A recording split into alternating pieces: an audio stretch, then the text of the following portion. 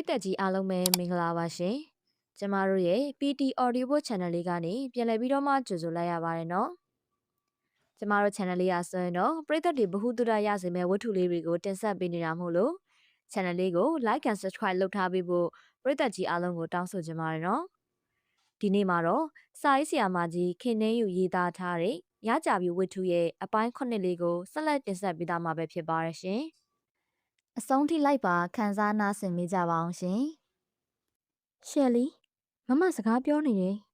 ။တစ်ဖက်မှာဒေါခင်သက်တင်စကားပြောတဲ့တယ်လီဖုန်းထဲမှာကြားနေရသည်။ဟုတ်ဆိုပါမမရှယ်လီစိတ်ဝင်စားမဲ့လူတစ်ယောက်ရောက်နေတယ်။ရှယ်လီကစကားရဲ့အထိပ္ပယ်ကိုနားမလဲ။ဟမ်ဘာလို့လဲမမတွေ့တော့သိရမှာပေါ့။အဲ့လူရှယ်လီနဲ့တွေ့ရင်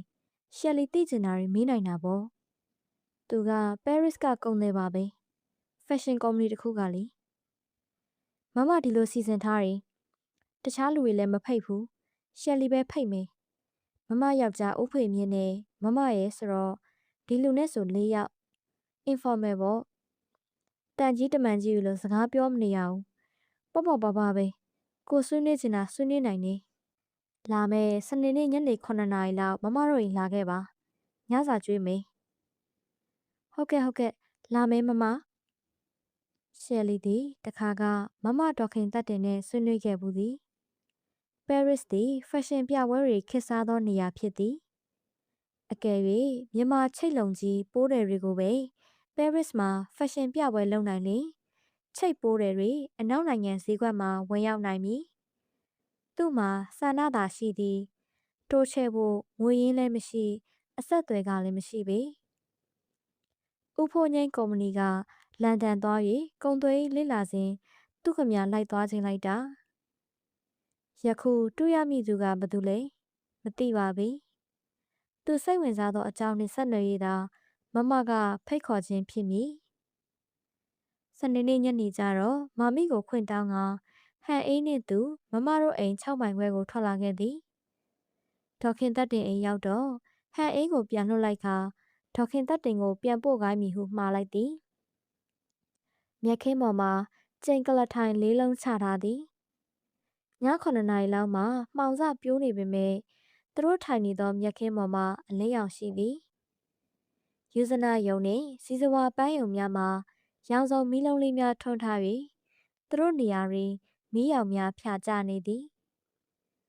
ညစာက8နာရီမှစမည်ညစာမစခင်မြက်ခင်းကစပွဲပေါ်မှာအေးနှင့်ဧည့်ခံမည်ယောက်ျား2ယောက်အတွက်တော့ရမကာပေါ့ချင်းဆိုထားသောပဲရစ်ဧည့်သည်ကားနှင့်ခြံဝင်းထဲဝင်လာသည်ဒေါခင်သက်တင်ကကြိုဆိုတာကစပွဲရောက်လာမှမိတ်ဆက်ပေးသည်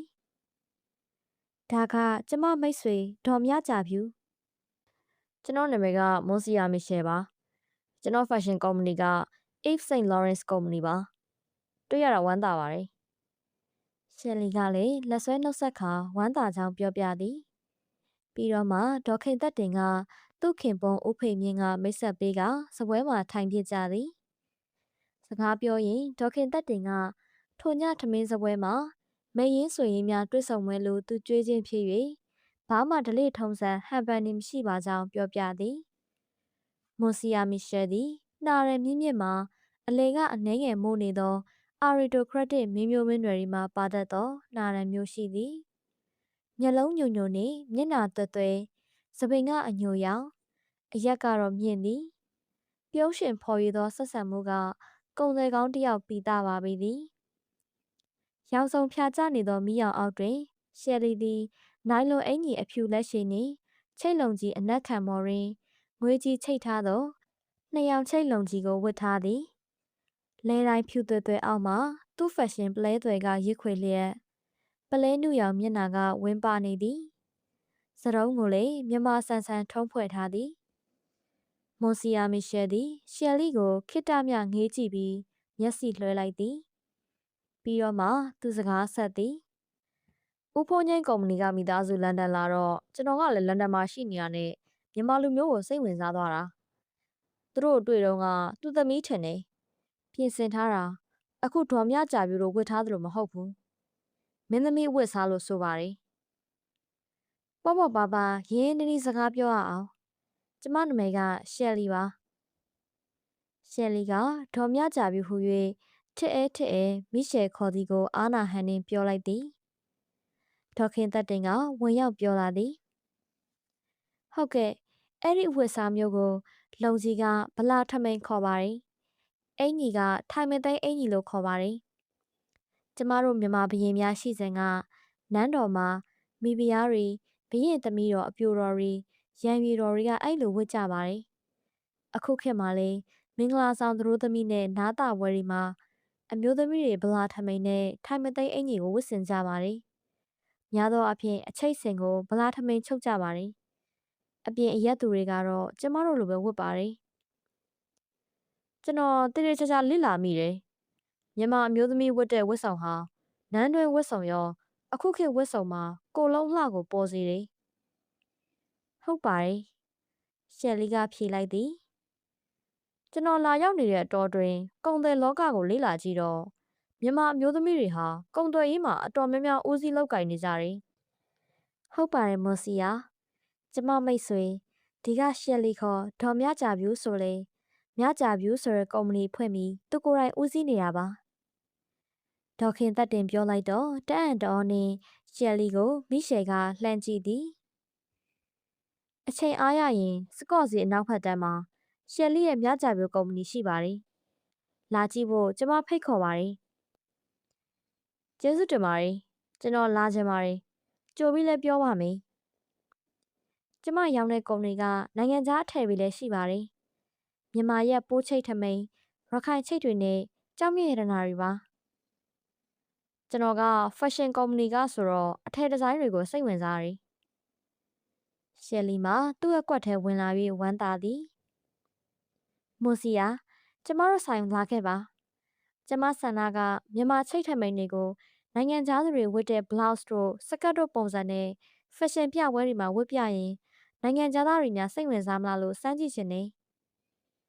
မီရှယ်ကခေါင်းတငိမ့်ငိမ့်လှုပ်ပြီးစဉ်းစားနေဟန်ရှိသည်ဒီဇိုင်းစင်နဲ့ပတ်သက်ပြီးအခုအချိတ်စင်တွေထက်အနောက်နိုင်ငံခြားသားအကြိုက်စင်တွေကိုလည်းမွန်စီယာတို့အကြံဉာဏ်ပေးစေချင်နေကောင်းပါရဲ့ရှယ်လီကျွန်တော်လည်းစိတ်ဝင်စားပါတယ်ကဲညစာစားပွဲအစင်းသင်းဖြစ်ပါပြီ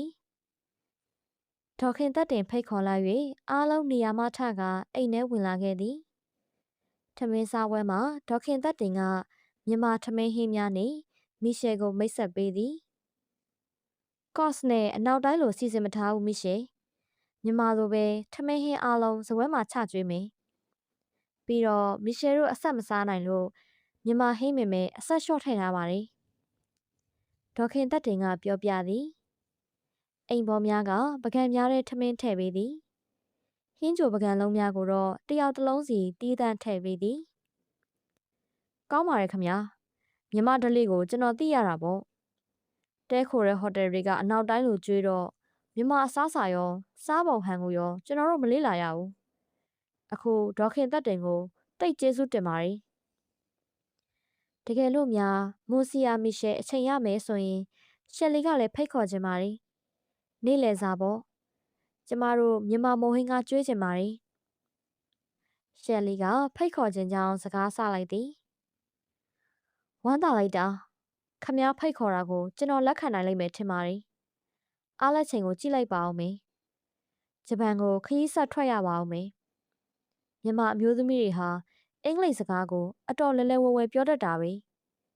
ကုန်သွယ်ရေးနဲ့ပတ်သက်ပြီးပဲရစ်တို့လန်ဒန်တို့ကိုခရီးထွက်စေခြင်းနေရှယ်လီကဟင်းမကန်ကိုယူကာမီရှယ်ကိုခွင့်တောင်း၍ထည့်ပေးသည်မီရှယ်ကပြုံး၍ကျေးဇူးတင်ကြောင်းပြောလိုက်သည်ပြီးမှရှယ်လီဟင်းထည့်ပေးတာတွေ့လို့ကုန်သွယ်ရေးနဲ့မဆိုင်တာကျွန်တော်တခုပြောရအောင်မေမီရှယ်ကစကားဆက်သည်ကျွန်တော်တငယ်ချင်းကတန်ရုံးအမှုတန်းမှာတနေ့ကမြန်မာအမျိုးသမီးကိုလက်ထပ်ထားပါတယ်သူကပြောတယ်ထမင်းစားရင်ဟင်းကိုသူ့ဇနီးကသူ့ပကံနဲ့အရင်ထည့်ပြီးမှသူစားတယ်အဲ့ဒါမြန်မာဓလေ့ဆိုဟုတ်ပါတယ်မြန်မာလိုဦးချတယ်လို့ခေါ်ပါတယ်ရှယ်လီကပြောလိုက်သည်ဦးချတယ် မီရှယ်ကမပီကလာပီကလာနဲ့မြမလို့ဆိုသည်ဟုတ်ပါတယ်ကိုမစားခင်ဥဥဖြားဖြားလင်သားကိုကြွေးတာပါလင်သားကိုလေးစားတဲ့သဘောပါရှယ်လီကပြောလိုက်သည်မြမတွေလင်ကိုကြောက်ရသလားမကြောက်ရပါဘူးဒါပေမဲ့လင်ကိုရိုသေလေးစားကြတယ်မီရှယ်၏အမေကိုဒေါခင်သက်တင်ကဖြေလိုက်သည်ရှယ်လီကဥချခြင်းရဲ့အဓိပ္ပာယ်ကိုဆက်ပြောသည်ရှယ်လီတို့မြန်မာမှာလင်ကိုတွေမဟုတ်ပါဘူးကိုမိသားစုထမင်းဝိုင်းမှာမိဘပါရင်မိဘကိုအရင်ဦးချပြီးမှကိုထမင်းကိုစားပါတယ်မိဘမပိုင်လင်သားဒါမှမဟုတ်ကိုထက်ကြီးရဲ့သူတယောက်ပါရင်အဲ့ကြီးရဲ့လူကိုအရင်ဦးချပြီးမှစားတတ်ကြပါတယ်ကျမမာမီဆိုရင်ထမင်းဟင်းနဲ့စွန်းတော်တင်နေပြီးတော့ဘာအသီးနှံပဲအိမ်ကိုဝယ်လာ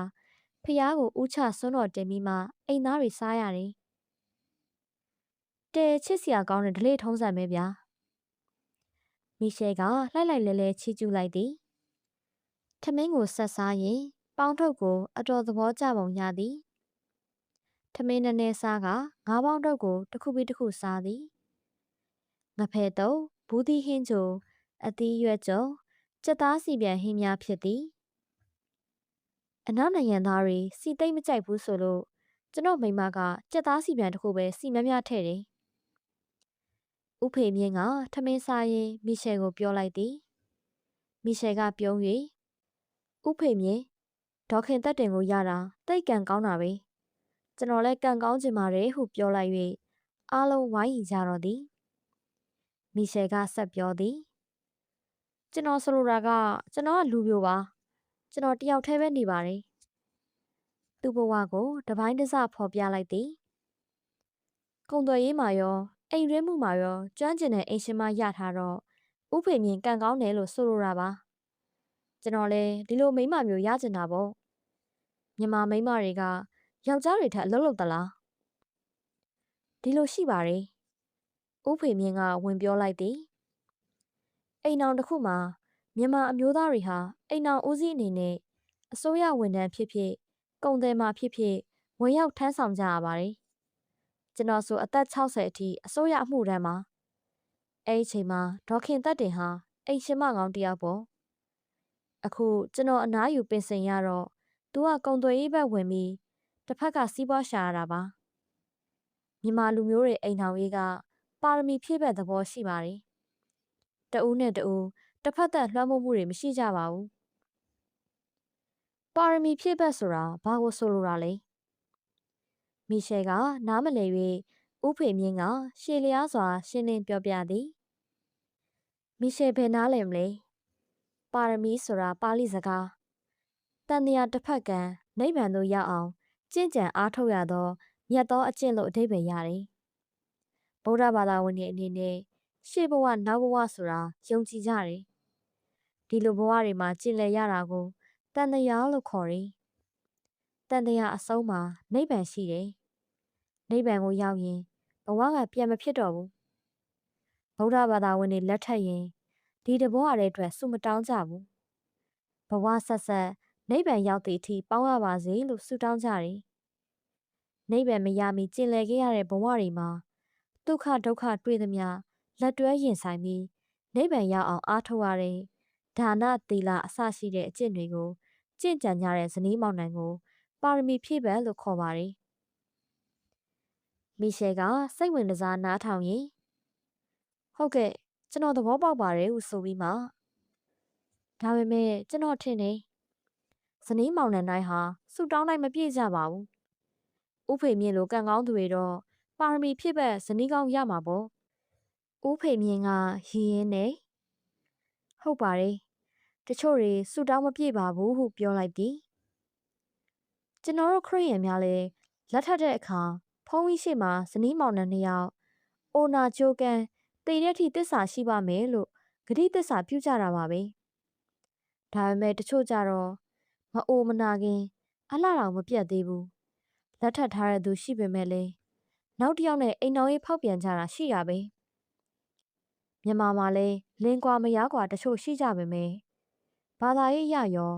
ယဉ်ကျေးမှုအရရောဥပဒေအရရော တလင်တမယားစနစ်ကိုဦးစားပေးပါတယ်။အများစုကတော့တယောက်နဲ့တယောက်ခွင့်လွှတ်သီးခံပြီးအိုအောင်မေးအောင်ပေါင်းကြပါတယ်။အေးဗျာကျွန်တော်အံ့ဩပါတယ်။အိမ်တော်ကြီးမှာ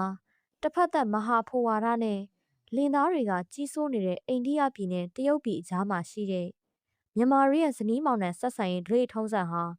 ခင်မိပြီးချစ်စရာကောင်းတယ်နော်။ဟုတ်ပါတယ်။အမွေဆက်ခံပိုင်ခွင့်လဲလင်းသေးရင်မရအောင်အားလုံးရတယ်။မရသေးရင်လင်းရအားလုံးရတယ်။မြန်မာအမျိုးသမီးဖြစ်ရတာကံကောင်းလိုက်တာဗျာ။မီရှယ်ရောဥဖေမြင့်မှာစကားပြောရင်းမှာထမင်းစားပြီးချောင်းဇွန်းခရင်ကိုပကံများပေါ်ပက်လက်ချပြီးပြလိုက်ကြသည်။ထမင်းစပွဲကိုအိမ်ပေါ်များကတင်လိုက်၍အချိုပွဲများချလာသည်။စနွေးမကင်လက်ဖက်ရည်ချမ်းနှင့်မချောက်ဖုံလက်ဖက်တုပ်ငှပြောသီးများချကျွေးသည်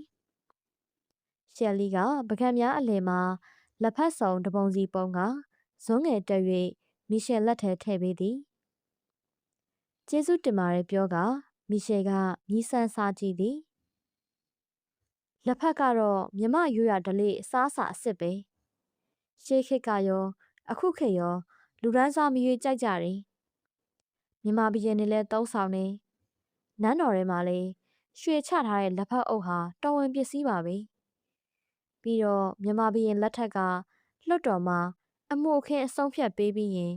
တရလိုရောတရခံမှာအမှုပြီးပြက်ပြင်းငိမ့်တဲ့သဘောနဲ့လက်ဖက်ကိုလက်ဆောင်စားရပါတယ်လက်ဖက်ကအဲ့လိုအရေးပါတဲ့အခန်းကပါဝင်ခဲ့တာပါရှယ်လီပြောသမျှကိုမီရှယ်ကဘေးကနားထောင်နေသည်နှစ်လိုပဲအပြုံးနဲ့ခေါင်းကလေးညှိမ့်ခါတလေးတစားနားထောင်သည်ရှယ်လီဆိုရင်ရှယ်လီရောက်ခမတွေကရခိုင်နေပါသူတို့လည်းမြန်မာတိုင်းရင်းသားဆိုတော့လက်ဖက်ကြိုက်ကြပါတယ်ထမင်းစားပြီးရင်လက်ဖက်အမြဲပြင်ကျွေးရပါတယ်ရှယ်လီကသူ့အပြိုမဟုတ်ကြောင်းတွေ့ဝိုက်ပြောလိုက်သည်အိုးရှယ်လီအခုထိရောက်ခမနဲ့နေတယ်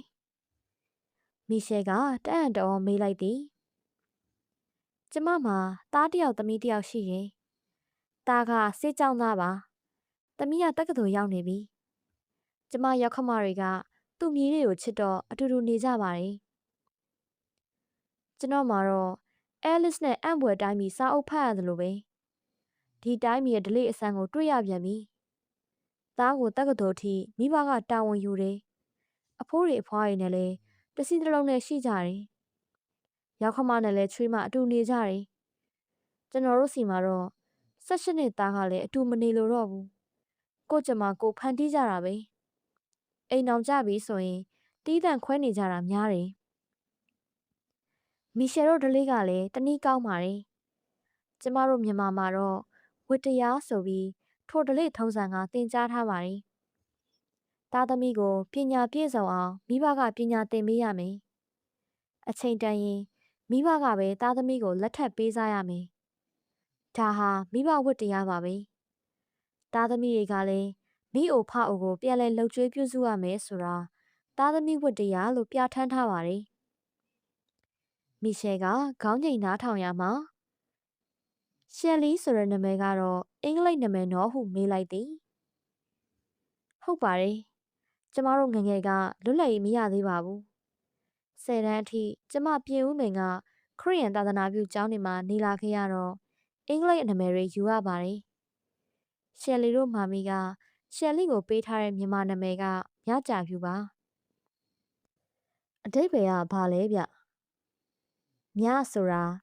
မြရဲ့အစိမ်းရောင်ဟာအေးမြချမ်းငိမ့်တဲ့သဘောဆောင်ပါတယ်ကြာဖြူကတော့နုံထဲကထွက်လာပေမဲ့တန့်ရှင်းကြည်လင်တဲ့သဘောပေါ့အိုးတိတ်အတိတ်ပဲလေးနဲ့တာပဲနော်လှလဲလှတယ်ကျွန်တော်မြကြဖြူဆိုတဲ့နာမည်ကိုပိုသဘောကျတယ်မိုစီယာမီရှယ်စကားပြောသည်မှာမြန်မာမှုကိုစိတ်ဝင်စားနေကြောင်းထက်ရှယ်လီအလှမှာမိန်မောကျင်ပုံရသည်ရှယ်လီမျက်လုံးများကကျောင်းသူဘဝလိုရမတ်ဖြင့်ဝင်းဝင်းတောင်းမနေအနေထိုင်တည်ငြိမ်နေသောစိတ်ကြောင့်အကြည့်ခံရသူကိုအေးမြစေသည်မီရှယ်သည်သူ့ရင်ကိုချမ်းမြေ့စေသောရှယ်လီအကြည့်နှင့်အလှမှနှိမ့်မြုပ်နေမိသည်စကားပြောကြရင် ည7 နာရီထိုးမှထမင်းစားပွဲကပြီးသွားပြီးမွန်စီယာမီရှယ်ကကျေးဇူးတင်စကားပြောပြီးနှုတ်ဆက်ထွက်ခွာသွားသည်ရှယ်လီကိုတော့ဒေါခင်သက်တင်ကိုယ်တိုင်သူ့ကားနှင့်လိုက်ဖို့ကပြန်သွားသည်ရှယ်လီအိမ်ဝရောက်တော့တကားဝမှာကလေးမလေးမက်ဆီကတကားဖွင့်မေးရင်ပြောလိုက်သည်မမလေးမမအင်းဒီဖျားလို့ကြာချင်းရှယ်လီသည်အပြေးအလွှားအပေါ်တက်ကိုတက်လာသည်အင်းဒီကရင်ဘေးမှာရောက်ခမကြီးဒေါ်ဆန်ကြော့ခိုင်နှင့်တားချင်မီတို့ထိုင်နေပါသည်။သမီးလေးဘာဖြစ်တာလဲမမီရှယ်လီသွားတော့ကနေကောင်းပါလေ။အဝတ်ပင်မလဲနိုင်မေဂရင်နာကတ်ခါအင်းဒီနဖူးကိုစမ်းသက်ကြည့်၍အင်းဒီကရင်မေးတွင်ထိုင်လိုက်သည်။ထမင်းစားပြီးဘိုက်ထဲကနာတယ်ဆိုပြီးအန်နေအဖျားကလည်းရှိလာတယ်။ဂျင်မီကအဖျား100နှစ်ကျော်လာတော့ဆရာဝန်ဦးလာရွှေခေါ်ပြရင်ကောင်းမယ်ဆိုတာနဲ့ချက်ချင်းခေါ်ရတယ်။တောက်ဆေးလဲတိုက်ဆေးလဲထိုးတယ်။ရောက်ခမကြီးကပြောပြသည်။ဒါလေအဖျားကတော်တော်တက်လာတော့ကြောက်လို့ခေါ်ခိုင်းရတာ။ဖျားယုံဖျားတာဆိုတော်သေး။အန်လဲအန်နေ။ဆရာကြီးရောက်လာတော့104ထိတက်လာတယ်။ရေခဲတင်နေရတယ်။အခုမှရက်လိုက်တာ။အဖျားနည်းနည်းကျသွားပြီ။ဂျင်မီကလည်းအခြေအနေကိုရှင်းပြသည်။ရှယ်လီရောက်ပါပြီမမီ။မမီအေးအေးပြတ်တော့မယ်။နားတော့နော်။ဒေါ်ဆန်ကြော့ခိုင်ကအင်းကြီးနဖူးလေးကိုစမ်းသက်ခါအပြင်ထွက်သွားသည်။ရှယ်လီအင်ကြီးလဲနေသည့်အထိအင်းကြီးငိမ်သက်စွာအိပ်ပျော်နေစေ။တားချင်မီလဲသွားနာတော့လေ။မမီရှိပါတယ်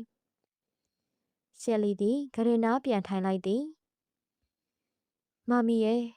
ညီမလေးကကြောင်ကရမ်းနေပြောတော့တားစိုးရင်သွားတယ်။ဘာတွေပြောရလဲ။ဒယ်ဒီရေနဲ့ဒယ်ဒီလို့ပဲခေါ်နေတယ်။ရှယ်လီသည်ရင်ထဲမှာနာကျင်သွားသည်။သမီးနှစ်ဖူးကိုထပ်မံဆန်းလိုက်သည်။အခုအိပ်ပျော်နေရလား။သတိလစ်နေရလား။အိပ်ပျော်နေရပါမမီ။ဆရာဝန်ကြီးဆေးတိုက်ခဲ့တယ်။တားသွားမယ်။တခုကိုထူးရင်တားအောင်လှမ်းခေါ်လိုက်နော်။အေးပါသားရဲ့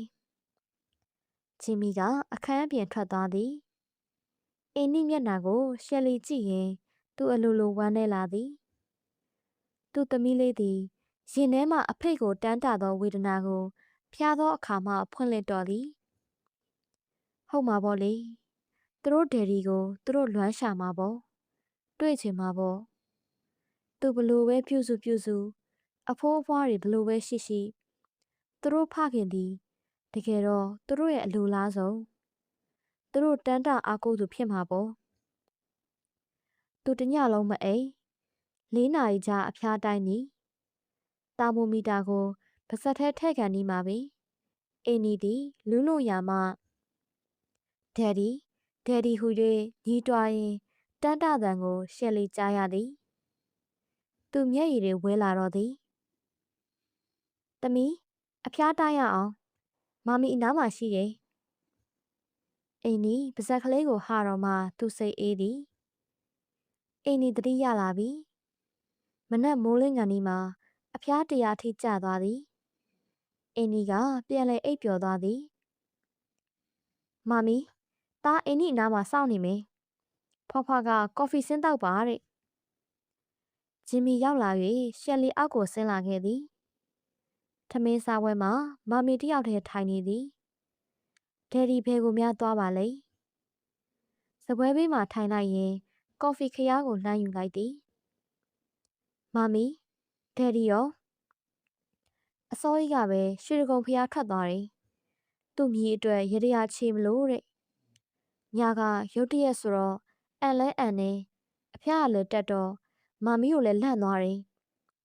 ဘိုက်အောက်နေဆိုတော့ခွဲရမလားလို့ဆရာဝန်ကြီးကတော့မခွဲရပါဘူးပြောတယ်ရှယ်လီသည်တပ်ပြင်းချမိသည်မမီတို့ဒယ်ဒီတို့သူ့မြင်းများကိုချစ်ပါသည်ကျေးဇူးကြီးလာပါသည်သူကော်ဖီကိုတောက်ရင်စဉ်းစားနေမိသည်ဒီနေ့တနင်္ဂနွေနောက်နေ့လဲဆိုင်မထွက်သေးသမီးနားမှာနေမည်သမီးအခြေအနေကိုကြည့်၍နောက်နေ့တွေမှာမမီကိုဆိုင်လွတ်တင်လွှတ်ရမည်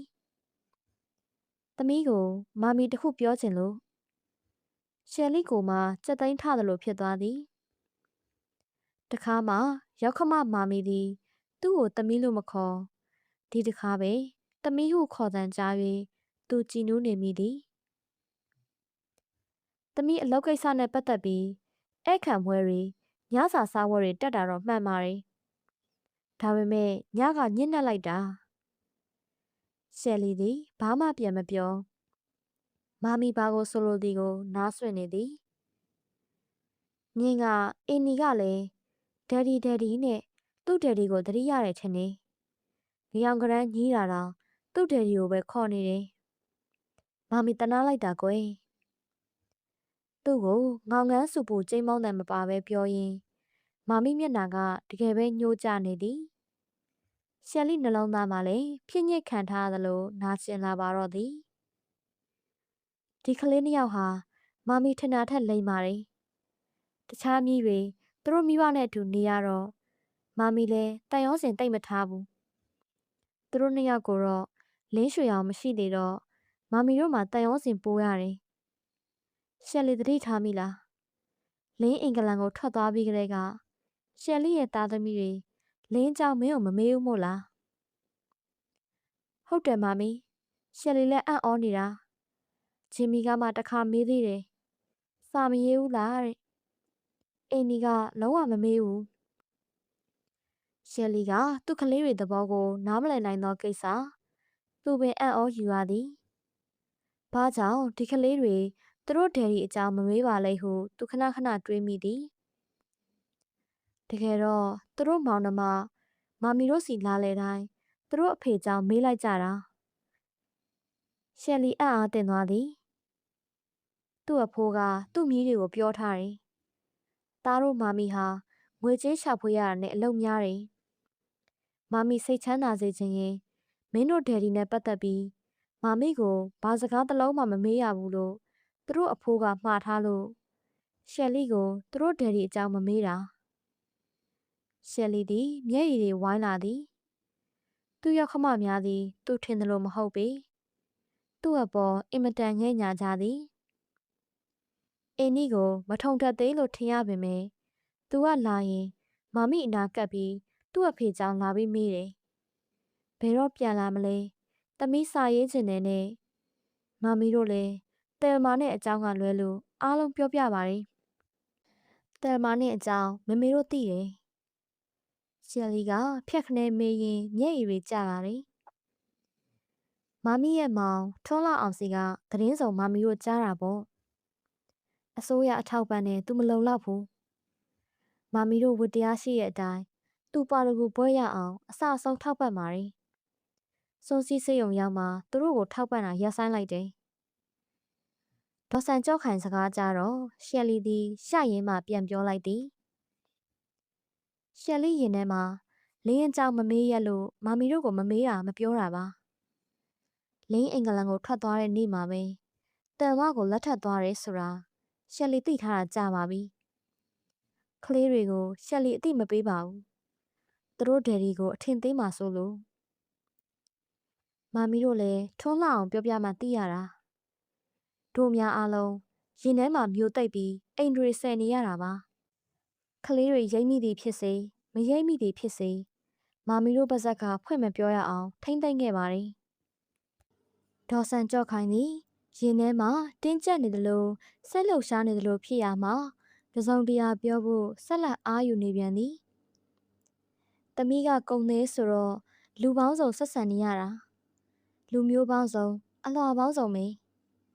မာမီတို့ငငယ်ကတချင်းတစ်ခုလွတ်လပ်ရေးမရခင်ကကြားဘူးတယ်ရွှေကိုယူသည်ငွေကိုယူသည်ပြီးတော့လူကိုပါယူသည်ဆိုတာကြားဘူးလားဒေါ်ဆန်ကြော့ခိုင်အမေကိုရုတ်တရက်ရှယ်လီကမဖြေပါသူတို့ကာပြားပတ်ဝန်းကျင်မှာဒီနိုင်ငံရေးတချင်းတွေနဲ့အနေဝေးခဲ့သည်ဒါပေမဲ့သူ့ဦးခင်ဆွေနှင့်ပြဿနာတက်တုံးကဒေါခင်တက်တင်ဆိုပြသည်ကိုကြားဘူးခဲ့သည်မမဒေါခင်တက်တင်ဆိုပြတာကိုရှယ်လီကြားဘူးပါတယ်အဲ့ဒီတချင်းက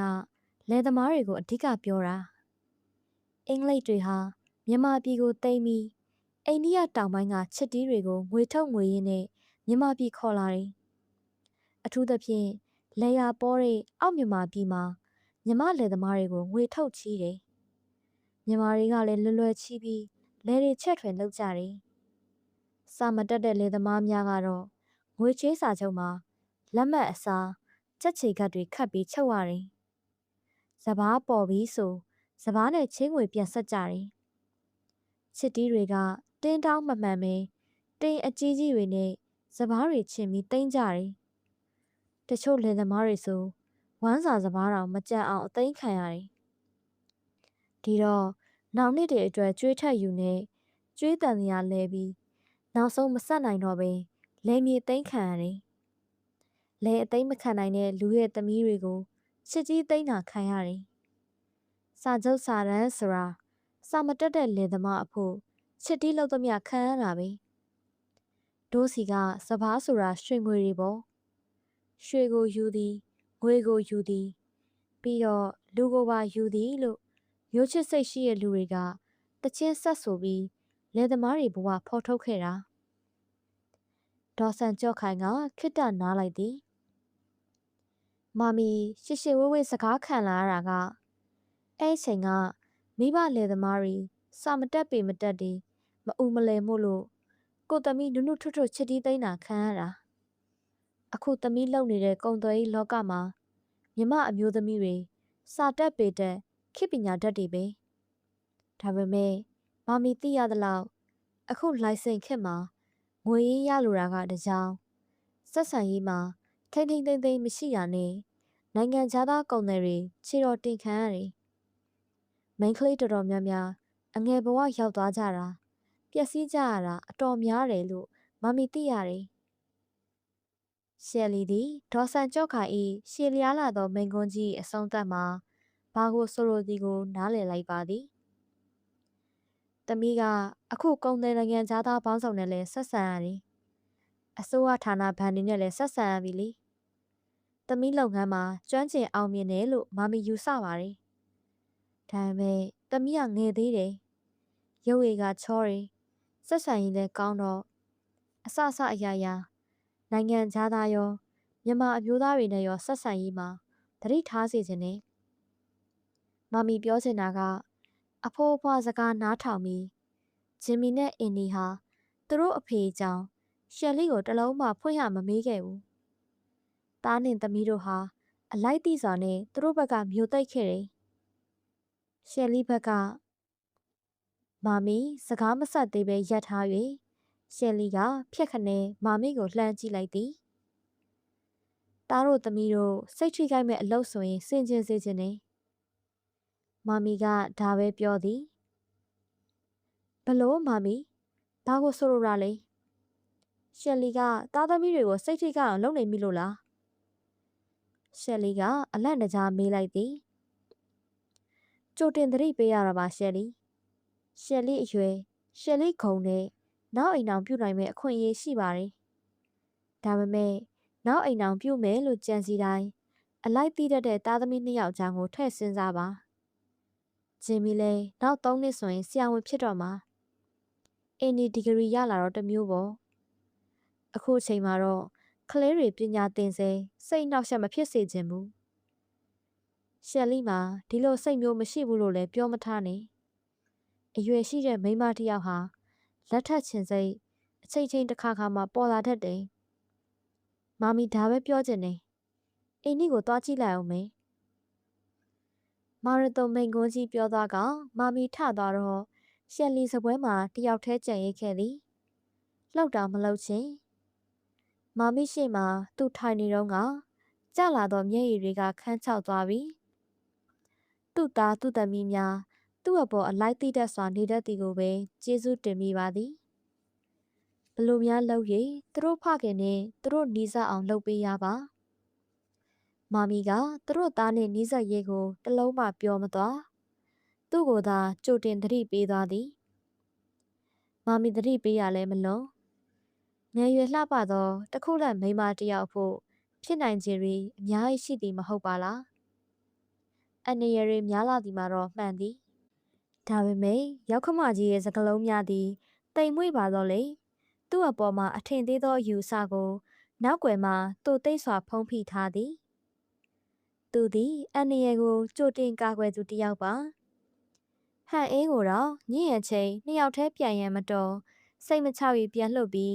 ဒေါခင်တက်တင်ကိုသူပြန်ပို့ခိုင်းခဲ့သည်ဒါပေမဲ့သူ၏ဆိုရှယ်ကြခဲ့သောတက္ကသိုလ်နေ့များကိုမာမီတစွန်းတစသိဟန်တူသည်သူသည်ယခုတက္ကသိုလ်ကျောင်းသူရှယ်လီမဟုတ်တော့သူမှာကပြားဟုသောဗီဇသွေးနှင့်ရုပ်ရည်ပဲကြံရစ်ပါသည်သူကိုယ်သူမွေးလိုအရေကွန်လဲလိုက်၍တက္ကသိုလ်မှာချွတ်ချခဲ့ပြီးပါပြီသူတို့ရဲ့သားလင်းနှင့်လက်ထပ်ပြီးကလေးက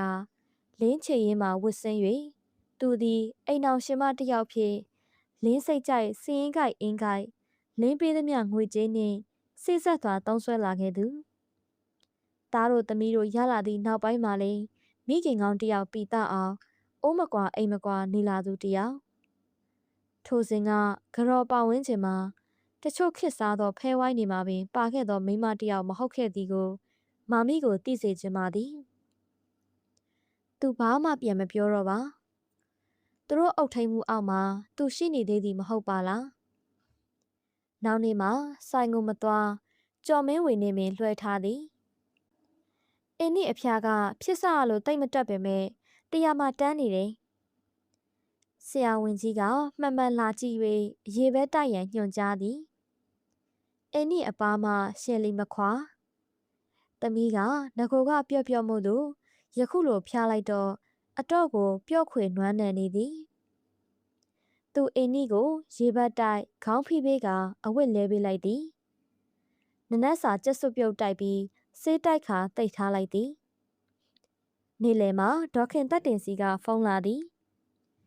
မွန်စီယာမီရှယ်နှင့်တွေ့ဆုံနိုင်ပြီးရက်ကိုမေးသည်လာမည့်စနေမှာမီရှယ်ပြန်မည်တဲ့သူညစာစားပွဲမှာတော့ကသူ့ဆိုင်ကိုလာရန်နှင့်အိမ်မှာမိုးဟင်းကားကျွေးမိဟု၍ဖိတ်ခေါ်စကားဆိုခဲ့သည်ဒီအစီအစဉ်တွေသူ့ခေါင်းထဲမှာဘာမှမရှိတော့မမရေမွန်စီမီရှယ်ကိုပြပြလဲလဲပြောလိုက်ပါရှယ်လီမှာထမင်းပွဲကအပြန်အင်းဒီရုတ်တရက်ဖျားလို့အခုထိလည်းစိတ်မချရသေးဘူး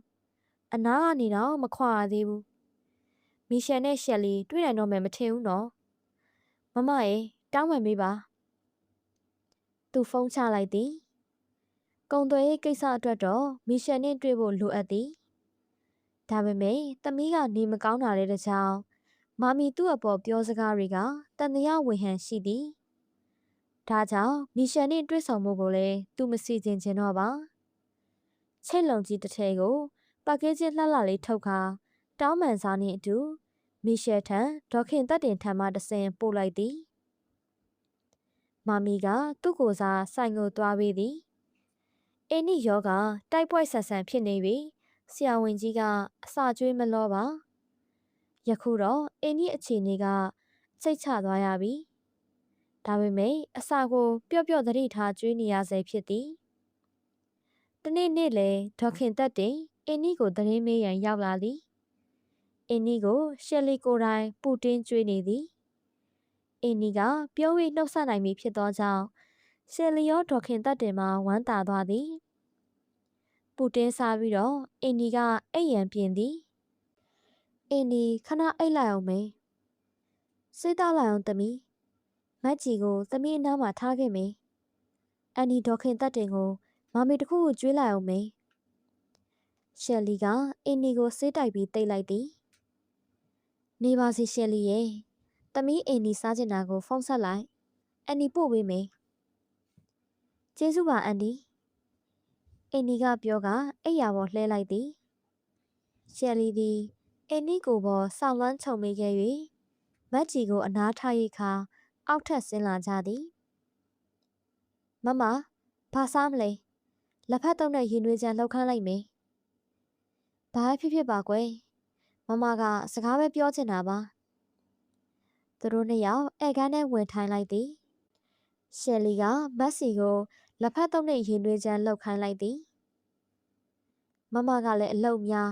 အင်ဒီကလည်းနေမကောင်းနဲ့တို့နှစ်ယောက်မတွေ့ရဘူးမီရှယ်မမစီလာသွားတယ်သူပြန်သွားပြီဆိုဂျပန်ကိုမသွားခင်တရက်ကပေါ့မမကလည်း ရှယ်လီရဲ့လက်ဆောင်တော့ကိုပေးရင်ရှယ်လီအခြေအနေကိုရှင်းပြလိုက်တယ်လीအားနာစရာကောင်းလိုက်တာမမရဲ့မွန်စီယာမီရှယ်ကိုရှယ်လီကဆိုင်ုံလဲဖိတ်အိမ်မှာလဲမွေးငါကျွေးမယ်ဗာမယ်ပြောပြီးတော့မှရှယ်လီဘက်ကဂရိပြက်ခဲ့တာတခုကလည်းရှယ်လီကခဏရက်ပြီးမှဆက်ပြောသည်အိမ်ဒီကလည်းတိုက်ဖိုက်ဖြစ်တော့မလို့စေးလဲဦးအပြုအစုကောင်းလို့တတ်တာသွားတာအဲ့ဒါလည်းတစ်ကြောင်နောက်တစ်ကြောင်ကရှယ်လီသည်ဒေါခင်တက်တဲ့အိမ်မအပြန်နောက်နေ့မနက်ထမင်းစားဝဲမှာ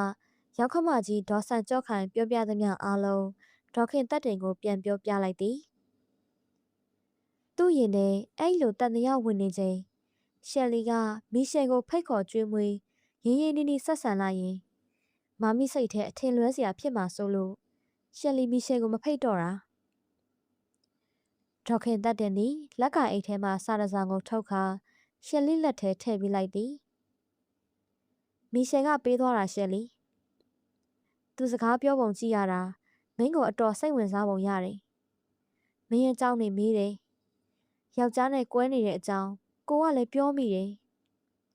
ယောက်ျားကဗမာလဲခလေးပဲနှစ်ယောက်လဲဘသူနဲ့နေလဲနဲ့ဆက်စုတဲ့သဘောတော့မဟုတ်ပါဘူးနိုင်ငံသားတွေကမဆက်စုတတ်ပါဘူးစိတ်ဝင်စားတဲ့သဘောပေါ့မမကအကြောင်းဆုံးပြောပြတော့သူကလည်းတအံ့တော်ပဲမိဘတော်မဟုတ်ဘူးရောက်ခမတွေနဲ့လဲမိသားစုတန်တိုင်ဝဝိုင်းမြန်မာတွေနေချင်းရှိရာကိုသူအံ့ဩလို့မဆုံးဘူးအိန္ဒိယမှာဆိုရောက်ခမနဲ့အတူနေတဲ့ချွေးမတွေမတက်တာဘူးတဲ့ပြောသွားသေးတယ်မမကတော့ပြောလိုက်တယ်တို့စီမှာတချို့ချွေးမတွေရောက်ခမတော်နိုင်သေးတယ်လို့ပြောတော့သူကရည်တယ်မက်ဆီချလာတော့လက်ဖက်သုံးနေရင်တွင်းချမ်းကိုရှယ်လီကဒေါခင်တက်တင်ကိုကျွေးနေသည်လက်ဖက်သုံးပကံများလေးကင်စားရင်းနဲ့ဒေါခင်တက်တင်ကစကားဆက်သည်သူ့နောက်ဆုံးမေးခွန်းကတော့မမလည်းတန်တရားရှိတယ်။ဘာလဲဟင်ရှယ်လီဒီလိုပဲနေသွားတော့မှလားတဲ့အိမ်တော်ထပ်ပြုတ်ဖို့မစင်စားဘူးလားတဲ့သူတို့စီမှာဒီလိုငငယ်ရွယ်မပြောနဲ့60ကျော်80ကျော်တွေလဲအိမ်တော်ပြုတ်ကြတယ်တတိတည်းမနေဘူးတဲ့ရှယ်လီကဘာလို့အဲ့လိုနေရလဲတဲ့ရှယ်လီဘဝကအထီးကျန်တယ်လို့ပဲတဲ့အတော်လာတဲ့မိကုံးပဲအတိတ်ပဲအများကြီးရှိတယ်မမအေးပေါ့သူဆိုလိုရာကိုမမကမသိချင်အောင်ဆောင်ပြီးပြောပြလိုက်တယ်မီရှယ်တို့အနောက်တလေးကတော့လင်းနဲ့မယားဟာတယောက်မကောင်းရင်တယောက်စိတ်သဘောထားချင်းမတိုက်ဆိုင်လဲခွဲခွာပြီးနောက်တစ်ယောက်နဲ့နေတာပဲလက်မထပ်ဖဲလဲအတူတူနေကြတဲ့အကျင့်ရှိတယ်လို့မြန်မာမှာကမိန်းမတစ်ယောက်ဟာတခါအိမ်အောင်ကြပြီးဒီအိမ်အောင်ပြက်ရင်နောက်အိမ်အောင်ပြုတ်ကြတယ်ဆိုတာခက်ရှားရှားပဲလို့အထူးသဖြင့်ယောက်ျားကတစ္ဆာဖောက်လို့ပဲကွဲကွဲသေလို့ပဲဖြစ်ဖြစ်မိန်းမတစ်ယောက်ဟာနောက်အိမ်အောင်ပြုတ်ဖို့အတော်စဉ်းစားကြတယ်လို့ပြောလိုက်ရတယ်ပြီးတော့လေမြန်မာအမျိုးသမီးတွေမှာဒလိထုံးစံဥပဒေတွေနဲ့ချုပ်ချယ်မထားပေမဲ့မျက်နှာများလင်များရင်သုံးချောင်းပြောင်းသောရှင်သုံးလင်ပြောင်းသောမိန်းမဆိုပြီးပတ်ဝန်းကျင်ကကဲ့ရဲ့တယ်မလေးစားဘူးလို့ရှယ်လီကရီလိုက်သည်မမသုံးချောင်းပြောင်းသောရှင်သုံးလင်ပြောင်းသောမိန်းမဆိုတဲ့မြန်မာစကားကိုအင်္ဂလိပ်လိုဘယ်လိုပြောမလဲဒေါခင်တက်တင်ကပါရီမောရင်အနည်းဆက်ဆုံးအင်္ဂလိပ်စကားနဲ့ပဲပြောရတာပေါ့ဘယ်ဓာတ်ရိုက်စကားလုံးတော့ရှိပါမလဲဒါနဲ့ဖိတ်စာလဲပါလာသေးတယ်မြန်မာကုန်သည်ကြီးအမှုဆောင်များနဲ့အစိုးရကုန်သွယ်ရေးဌာနတာဝန်ခံတွေတွေ့ဆုံဆွေးနွေးဖို့ဖိတ်တာနောက်စနေဆိုတော့ရှယ်လီလည်းတက်နိုင်မှာပါမမလည်းတက်မယ်ဖတ်ဆက်စနစ်ကိုပြောင်းဖို့ရည်ရွယ်တဲ့ထင်တယ်ကဲမမပြန်လိုက်အောင်မယ်ရှယ်လီကဒေါခင်တက်တင်ကိုကားပေါ်ထိလိုက်ပို့လိုက်သည်ဧကန်းကိုပြန်လာရင်ဆိုဖာပေါ်ထိုင်လိုက်၍မီရှဲစာကိုဖတ်လိုက်သည်ဟုတ်ကဲ့ပါပရိသတ်ကြီးတို့ရေဒီနေ့တင်ဆက်ပေးခဲ့တဲ့မြကြပြူဝတ္ထုရဲ့အပိုင်း9လေးကိုကြိုက်နှစ်သက်ကြလိမ့်မယ်လို့ယုံကြည်မိပါတယ်။ဒါကြောင့်နောက်နေ့တွေမှာလည်းမြကြပြူဝတ္ထုရဲ့ကြန့်ရှိနေတဲ့အပိုင်းဆက်လေးတွေကိုဆက်လက်တင်ဆက်ပေးနေအောင်မှာမို့လို့ ကျမတို့ရဲ့ channel လေးကို like and subscribe လုပ်ထားပေးဖို့မမေ့ကြပါနဲ့ဦးနော်နားဆင်အားပေးခဲ့ကြသူပရိသတ်တဦးတယောက်ချင်းစီတိုင်းကိုကျေးဇူးအများကြီးတင်ပါတယ်ရှင်ကျမကတော့တင်ဆက်သူတွန်းမဲ့ဖြစ်ပါတယ်